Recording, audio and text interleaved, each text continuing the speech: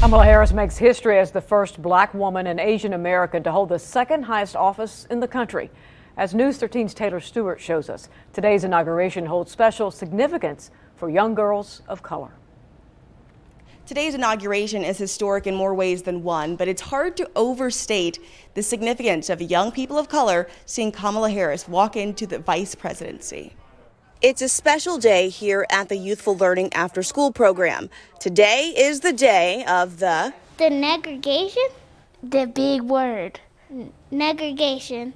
Inauguration?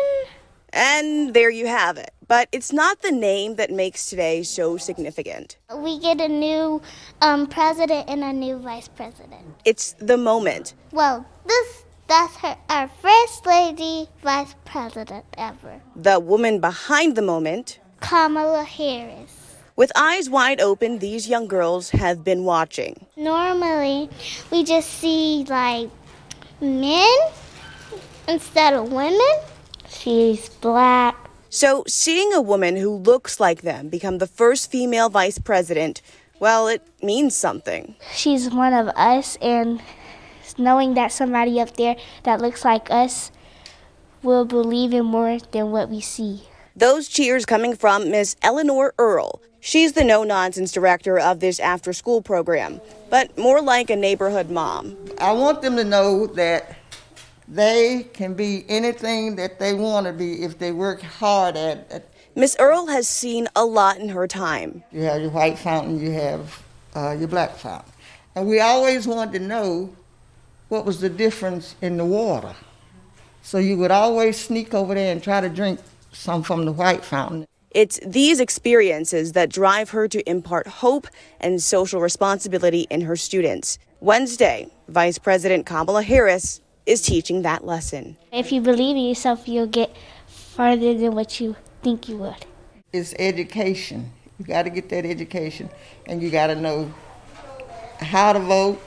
Miss Earl calls today a victory, but she says in the weeks and months to come, she'll be teaching her students about the importance of voting and making sure their voices are heard. Among political experts and party leaders in our area, there's talk of Democrats and Republicans working together, but also standing their ground. News 13's Rex Hodge has their reaction to this historical event.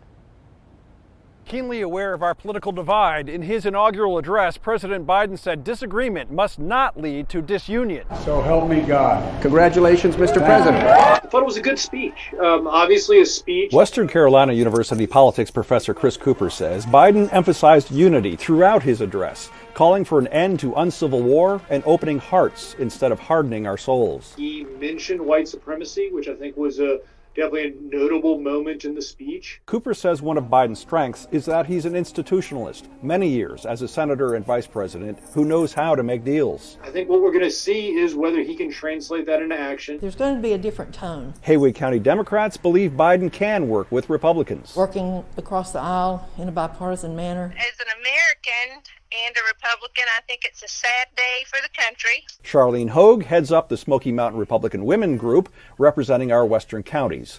While Donald Trump lost re-election, she says Republicans should stand firmly with constitutional principles. In Western North Carolina, we did very well, and in the state of North Carolina, we did very well. We had a record number of Republicans elected to office. Cooper says Trump accelerated the nationalization of state and local politics in the Republican Party, causing the party, in the aftermath of Trump's defeat, to self-reflect. I think the Republican Party is going to have to try to grapple with that. And how much do they want to abandon Trump?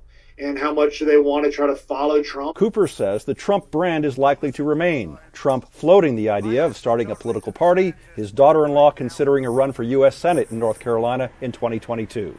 But for now, a new president at the helm, and history made with Kamala Harris as vice president. I think a lot of folks view this appropriately as a long time coming. It's been an extraordinary few weeks, few months, few years. I'm looking forward to some boredom. On a note of optimism, Mr. Biden said we will rise to the occasion and write the next great chapter of America.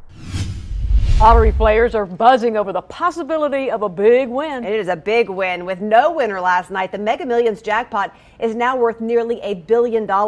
Tonight's Powerball drawing is worth more than a mere $700 million. Yeah. News 13 Stephanie Santastasi shows us one man's big dreams of winning. Look right here at this sign. 2 huge jackpots are up for grabs at this gas station off Charlotte Street in Asheville. People stopped by today to purchase tickets and try their luck. The cashier here is busy, printing out tons of tickets for people who came by after hearing there was no jackpot winner to Tuesday night's Mega Millions drawing.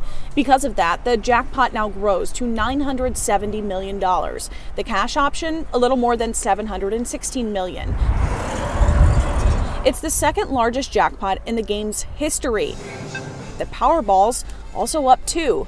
Max Salamowski says both jackpots are just too good to pass up right now. He also has a plan for what he would do with the cash if he won. I just had to come out and play. I had to, without a doubt.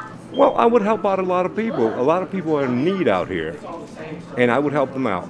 Right now, the Powerball is up to $730 million. It's the first time both jackpots have topped more than $700 million. The next Mega Millions drawing will be on Friday. Meanwhile, the Powerball drawing will happen tonight. Those numbers will be announced on News 13 at 11. In Asheville, Stephanie Santastasi, News 13.